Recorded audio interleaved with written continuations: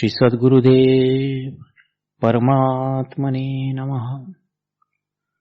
श्री रामचंद्राय नमः। आप श्री सद्गुरुदेव की सन्निधि में हैं। गुरु महिमा, बातचीत और कुछ प्रसंग।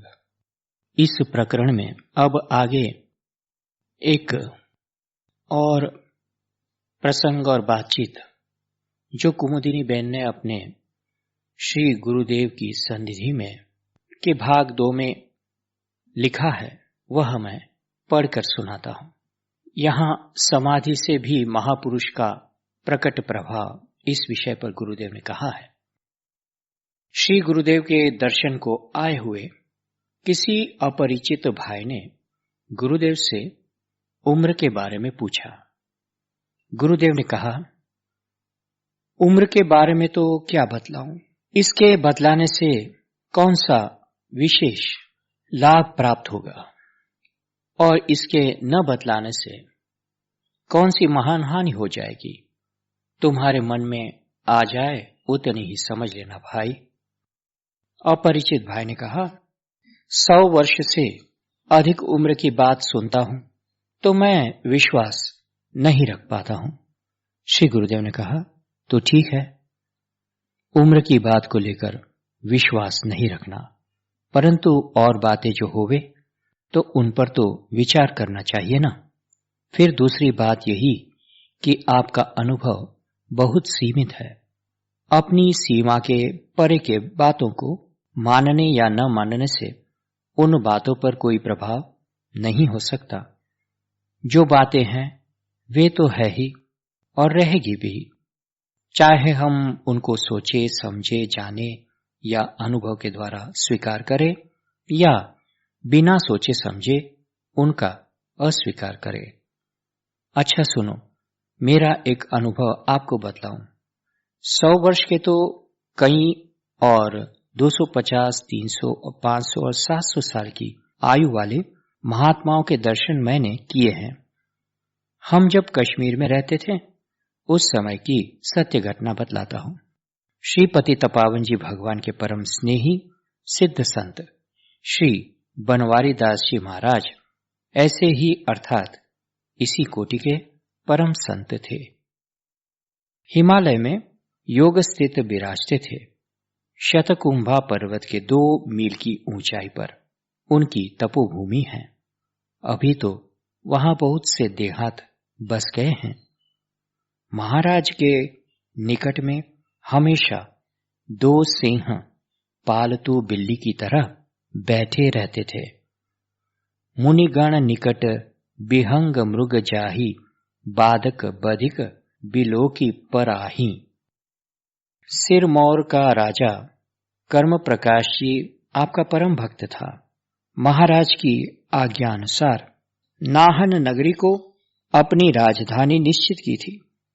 महाराज जी के वश में काल था। आपने इच्छा पूर्वक शरीर त्याग किया।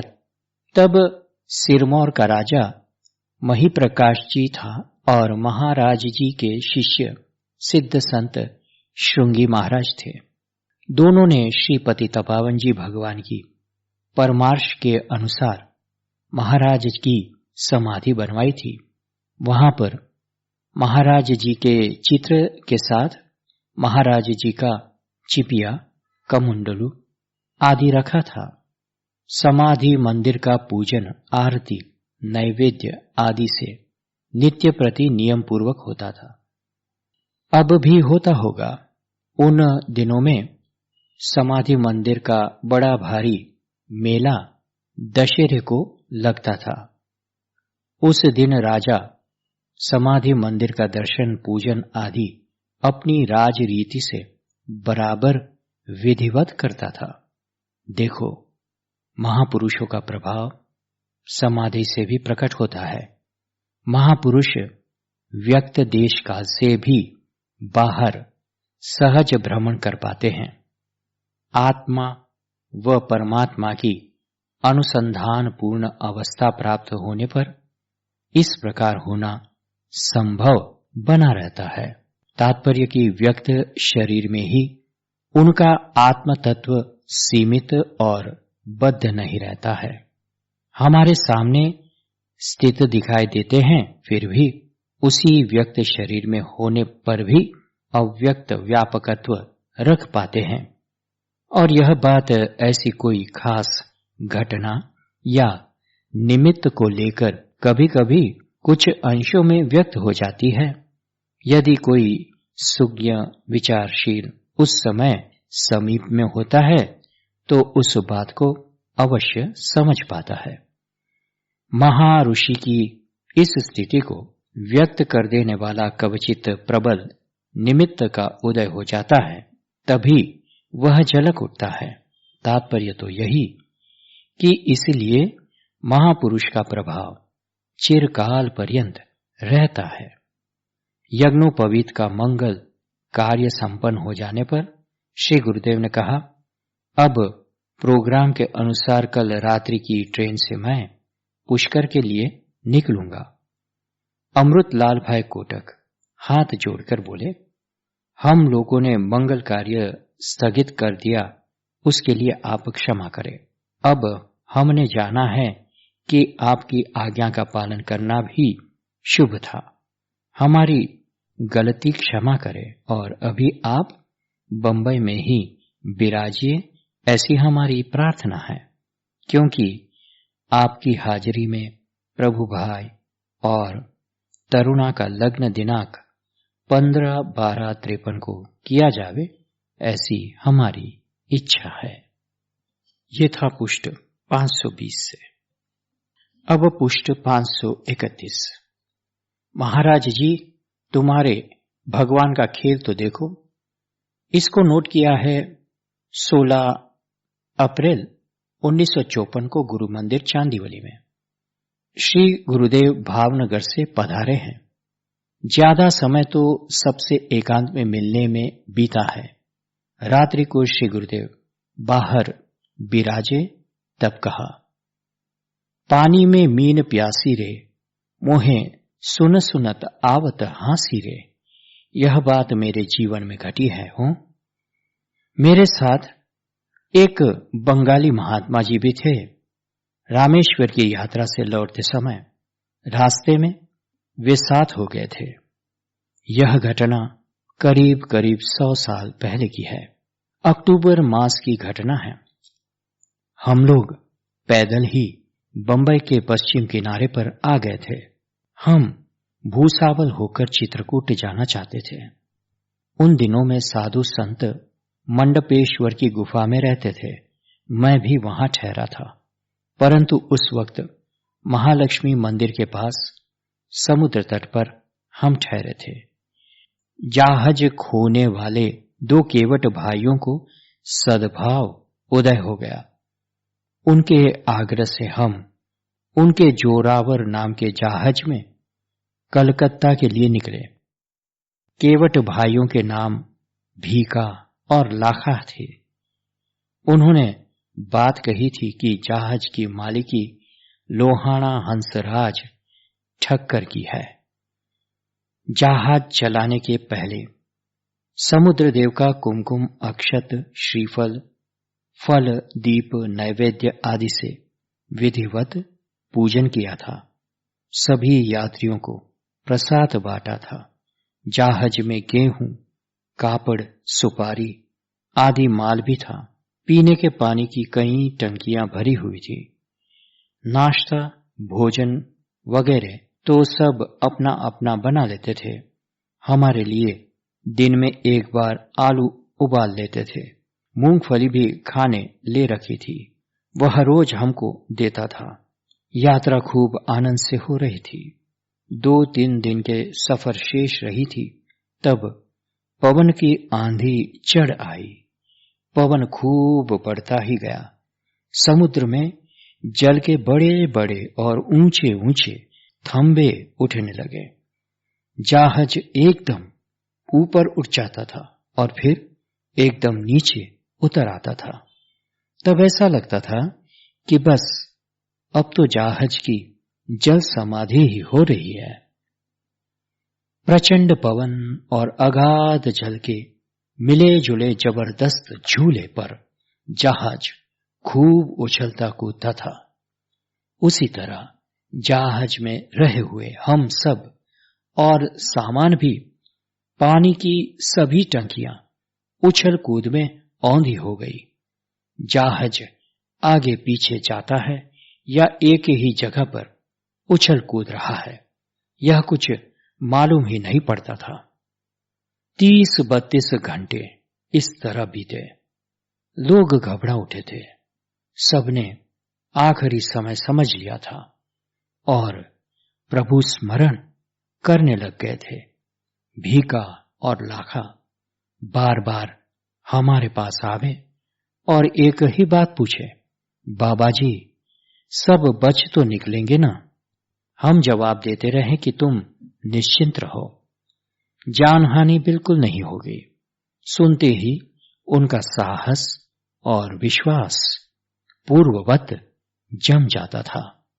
यात्रियों में घूमकर सभी को विश्वास दे आते थे। पवन सहसा बढ़ गया था, वैसे ही सहसा बैठ गया। फिर जब समुद्र शांत हो गया, तब लोगों को भूख प्यास की सुध आ गई। पानी के लिए सब व्याकुल हो गए। प्यास के मारे सब लोग पानी पानी करने लगे। भीका को बहुत आकुलता और चिंता हो गई कि अरे रे, इतने भारी तूफान से तो बच निकले हैं, तो क्या अब बिना पानी के लोग मरेंगे? वह घबराया हुआ मेरे पास आया और दुखी चित्त से बोला, देखो तो महाराज जी, तुम्हारे भगवान का खेल। तूफान से बच निकले हैं तो अब जल के बीच ही बिना पानी के हमें मारना चाहते हैं। तूफान के कारण दिशा की सूझ नहीं हो रही है कि समुद्र में अब कहां पर हम लोग हैं, किस तरफ जा रहे हैं, कुछ भी तो मालूम नहीं पड़ रहा है। किस तरफ चले तो किनारा जल्दी मिलेगा, कहां जावे कुछ समझ में आ नहीं रहा है। मैंने कहा, पानी के लिए सब क्यों मर रहे हैं, जबकि हम लोग तो अमृत के समान मीठे जल के गंगा सागर में ही तो अभी है। अब तो शीघ्र ही कलकत्ता पहुंच जाएंगे। तूफान ने तो हमारी सहायता ही की है, देखो ना, हमको जल्दी पहुंचा दिया है। भीखा को इतना हर्ष हो गया कि वह हमसे चिपक ही गया और हर्ष आश्रु के साथ बार बार यही बोलता रहा कि महाराज जी, क्या सच में ही हम गंगा सागर में आ गए हैं? फिर तो यात्रियों ने गंगा सागर की जय पुकारी। अब हाथों से लोटे भर भर गंगा जी पीने लग गए। यहां देखने की बात यह है कि जब कोई महात्मा, कोई संत पुरुष हमारी नौका पर, हमारे जीवन की नौका पर होता है, तो चाहे जितने भी तूफान आ जाए, चाहे जितनी भी तकलीफें उठ उठकर हमें उछाले और नीचे फेंके, पर जब वो साथ होते हैं तब उनसे पूछते रहो कि क्या हम सही दिशा में जा रहे हैं, क्या होगा आगे, तो वे विश्वास दिलाते हैं और इस तरह हमारे संसार में हमारी दिशा को और हमारे अस्तित्व को वे ही संभालते हैं। पुष्ट 538 पर 16/4/54 को जो नोंद की है वह सुना रहा हूं। 16/4/54 को बंबई से प्लेन में श्री गुरुदेव के साथ मैं, कृष्णा बहन, जयराम भाई और बीबी बहन भी जामनगर के लिए निकले। केशोद एयरपोर्ट पर भक्त समुदाय ने श्री गुरुदेव को प्रेम पूर्ण आग्रह से केशोद पधारिए और वहां से श्री गुरुदेव कार में वेरावल पधारे।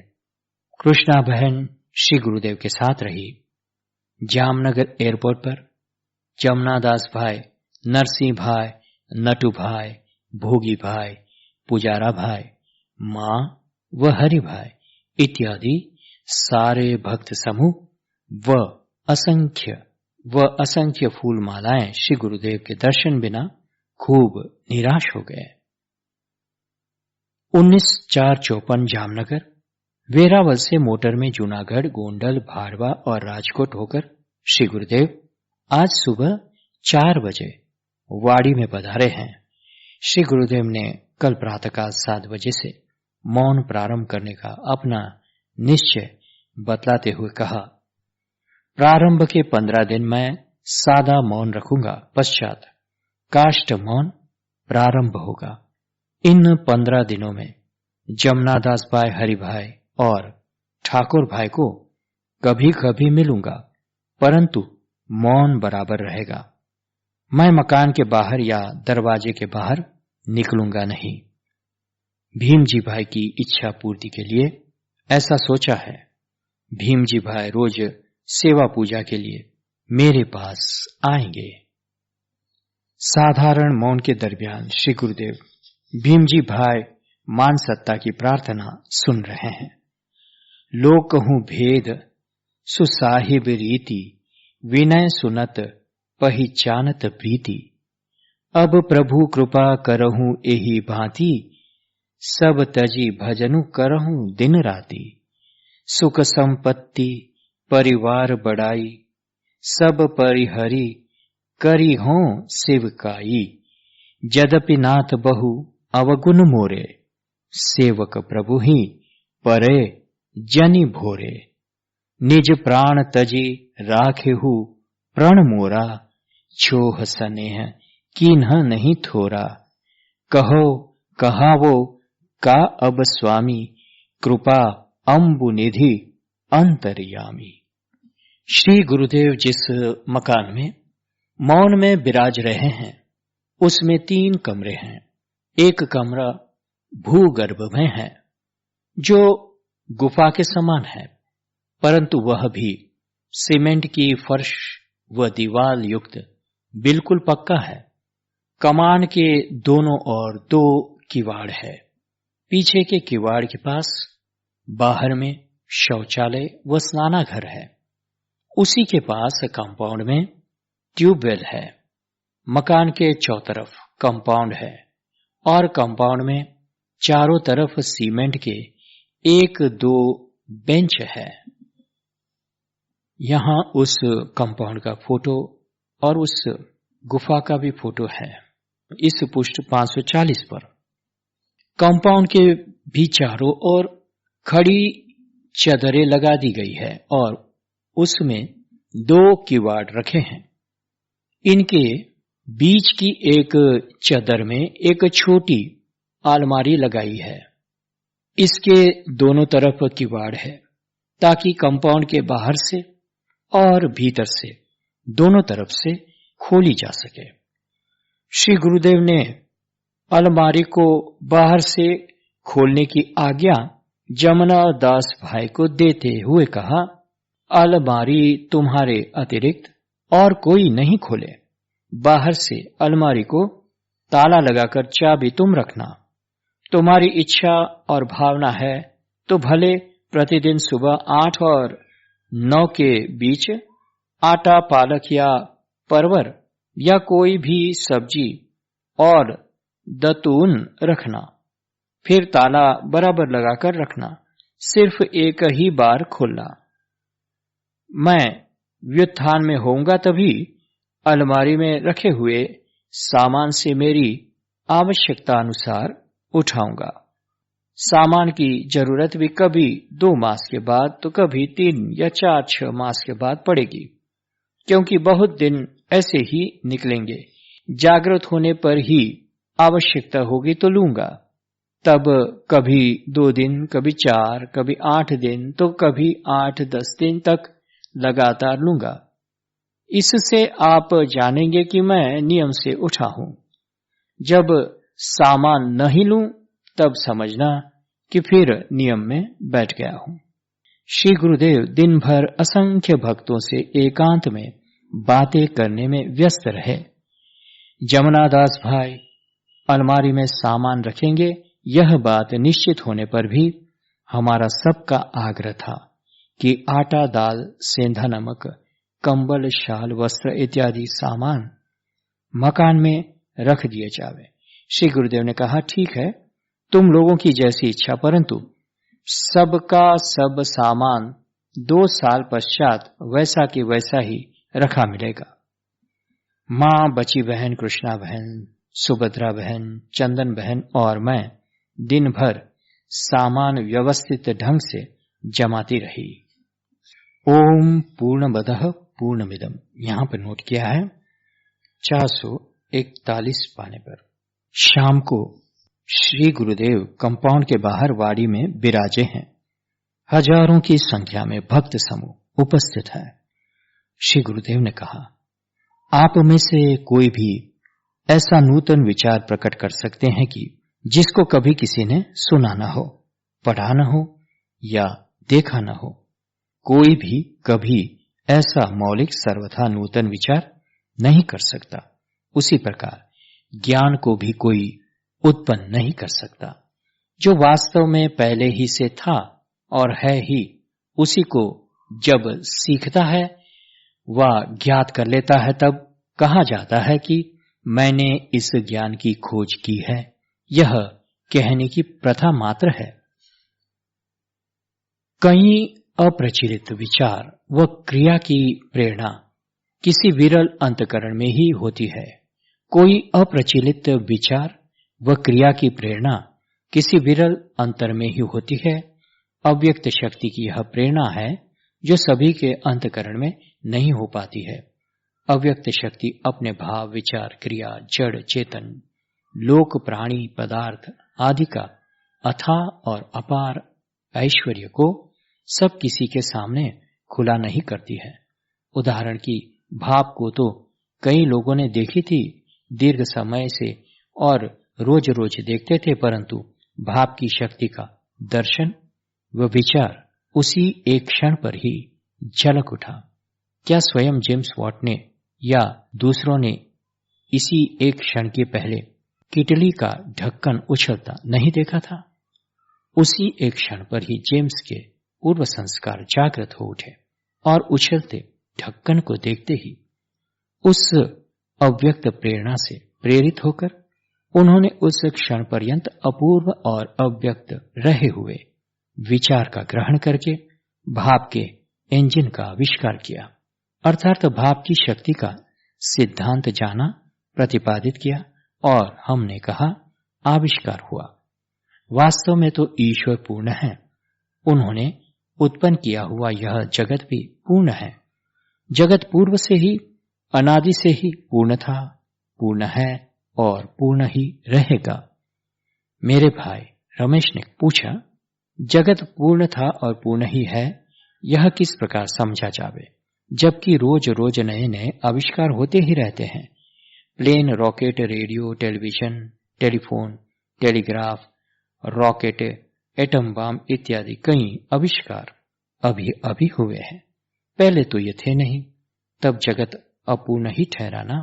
श्री गुरुदेव ने कहा, नहीं बाबा, जगत अपूर्ण नहीं था, जगत अपूर्ण नहीं था, परंतु हमारा ज्ञान और उसका उपयोग अपूर्ण था।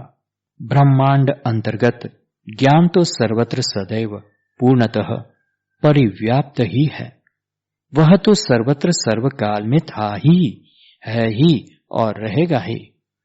तो जो था ही, उसी को कवचित विरले ने एकाग्रता, ध्यान या भगवत कृपा या इच्छा से प्रथम धारण करके व्यक्त किया है। दूसरी बात यह है कि जैसा कारण होता है वैसा ही कार्य होता है। जगत का जो कारण है वह सनातन है और पूर्ण भी है, तो जगत भी पूर्ण ही होना चाहिए ना, यह निर्विवाद है। सनातन कारण भी इस प्रकार पूर्ण है कि उस पूर्ण में से यह पूर्ण जगत प्रकट हो जाने पर भी वह सनातन कारण तो पूर्ण का पूर्ण ही बना रहा है। उस पूर्ण की पूर्णता में किंचित मात्र भी त्रुटि नहीं हुई है। वह एक रज के शतांश और उसके भी शतांश के शतांश और उसके भी शतांश के बराबर भी घटा नहीं है। तात्पर्य की किंचित मात्र भी घटा नहीं है। हमारे यहाँ 2 में से 2 निकाल देने पर शेष शून्य हो जाता है, परंतु ईश्वर की शक्ति को यह गणित लागू नहीं होता है। वहां तो शेष में भी पूर्ववत 2 के 2 ही सनातन रहते हैं। 2 में से निकलते भी 2 है और शेष में भी 2 ही रहते हैं। ओम पूर्णमदः पूर्णमिदं पूर्णात् पूर्णमुदच्यते पूर्णस्य पूर्णमादाय पूर्णमेवावशिष्यते। ओम शांति शांति शांति। ईशोपनिषद। यह ब्रह्म पूर्ण है, यह जगत भी पूर्ण है। उसी पूर्ण ब्रह्म में से यह पूर्ण जगत उत्पन्न होता है। अतएव उस पूर्ण ब्रह्म से यह पूर्ण जगत निकल आने पर भी वही पूर्ण ब्रह्म ही शेष रहता है। ओम त्रिविध ताप शांत हो, शांत हो। पुरुष प्रसिद्ध प्रकाश निधि प्रगट परावर नाथ, रघुकुल मणि मम स्वामी सोई, कहि शिव नायो माथ। जगत प्रकाश्य प्रकाशक रामू, मायाधीश ज्ञान गुण धामू। सब कर परम प्रकाशक जोई, राम अनादि अवधपति सोई। आदि अंत को जासु न पावा, मति अनुमान निगम अस गावा। असि सब भांति अलौकिक करणी, महिमा जासु जाय नहीं बरणी। राम ब्रह्म व्यापक जग जाना, परमानंद परेश पुराना। निष्कर्ष की आविष्कार हुए हैं वो तो जगत के पूर्ण तत्वों के किंचित अंशों के केवल उपयोग ही है। उपयोग आविष्कार नहीं, और उपयोग अपूर्ण ही होता है। इसलिए नए नए आविष्कार हो रहे हैं और होते ही रहेंगे। पृथ्वी वायु आदि तत्वों में जो शक्तियां पहले से ही विद्यमान हैं, इन्हीं शक्तियों के किंचित उपयोग करने की क्रिया का वैज्ञानिकों ने आविष्कार किया है। जैसे कि वायु में शब्द ग्रहण की शक्ति है और उस शक्ति के उपयोग का आविष्कार किया है, उसी तरह ध्वनि अवकाश में सदैव रहती है, वह वायु का गुण है। तुमने उसका उपयोग किया, बस यह होता है आविष्कार हमारे लिए। भाप परमाणु या विद्युत में शक्ति जो है वह तुमने नहीं दी है, कोई विज्ञानी दे नहीं पाएगा। तुम्हारा ऑपरेशन भी उपयोगी ही है। यदि प्रकृति में त्वचा स्नायु आदि को जोड़ने की ईश्वर दत्त शक्ति न होती तो अच्छे से अच्छा ऑपरेशन भी निष्फल ही रहता। ऑपरेशन का कौशल तुम्हारा है, वह भी ईश्वरीय प्रेरणा से है, और ऑपरेशन में पुनः संधान भी प्रकृति करती है। इसी प्रकार आविष्कार यह तो उन शक्तियों का किंचित उपयोग मात्र ही है जो शक्तियां प्रकृति में विद्यमान है, सदैव थी और सदैव रहेगी। निष्कर्ष की यह जगत पूर्ण है, पूर्ण था और पूर्ण ही रहेगा। उपयोग अपूर्ण था, अपूर्ण है और अपूर्ण ही रहेगा। या यूं कहो कि मानव की शक्ति और बुद्धि अपूर्ण है। बुद्धि का जितना उपयोग होता है उतना विकास होता है। हरि ओम तत्सत, हरि ओम तत्सत, हरि ओम तत्सत। ओम शांति शांति शांति। श्री सद्गुरुदेव नमः। श्री रामचंद्राय नमः।